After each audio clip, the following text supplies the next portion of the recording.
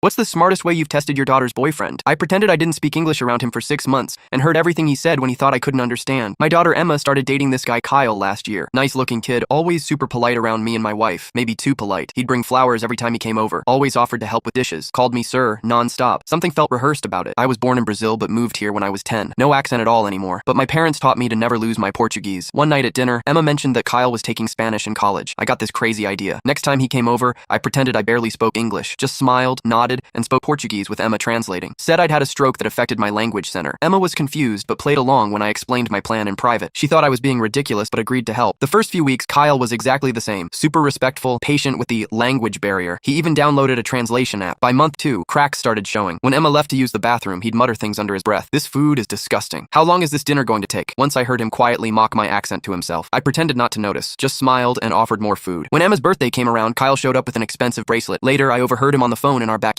Yeah, I returned the cheap one and got the silver one instead. Her dad's loaded. Gotta look the part. That was interesting. I'm comfortable, but definitely not loaded. We live in a normal 3-bedroom house. I drive a 2016 Subaru. One Saturday, Emma had a shift at the hospital. She's in nursing school. Kyle came by anyway, said he left his charger. I let him in, still doing my broken English act. While I pretended to watch a Portuguese soccer game, he took pictures of our mail, our investment statements, even opened my desk drawer when he thought I wasn't looking. The next week, I accidentally left fake bank statements showing a negative balance and massive debt on the kitchen counter, just to see what would happen. 3 days later, Kyle told Emma he needed space and wasn't sure about their relationship. Said he wanted to find himself before getting serious with anyone. Emma was heartbroken but suspicious. She asked if my test had shown anything. I told her everything I'd heard. We waited to see if Kyle would come back once the fake bank statements disappeared. Sure enough, 2 weeks later, he texted her saying he'd worked through his issues and wanted to try again. Emma invited him over for dinner. He brought the usual flowers, called me sir again. I served his favorite meal, the one he'd called disgusting behind my back. Halfway through dinner, Emma started speaking to me in perfect English. I responded the same way. Kyle froze with his fork halfway to his mouth. You speak English? He stammered, looking at me. I've spoken English for 35 years, I said. Almost as long as I've been able to spot guys who date my daughter for her money. The color drained from his face. Emma placed her phone on the table, playing a recording of him from last week. Once I'm in with her family, her dad can hook me up with one of his doctor friends. Then I'm set for life. He tried denying everything, said I misunderstood, that my English must not be good enough to understand context. Emma held up his phone. He'd left it unlocked when he went to the bathroom. And these texts to your friends about my rich family you plan to use? Am I misunderstanding those too? He grabbed his phone and stormed out, called Emma crazy, called me a sneaky old man. Emma cried that night, but told me the next morning she was grateful. 6 months of hurt is better than years of lies, Dad. Kyle's now dating the daughter of a car dealership owner. Emma's with a guy she met at nursing school. He brings homemade cookies instead of store-bought flowers and talks to me the same way whether Emma's in the room or not.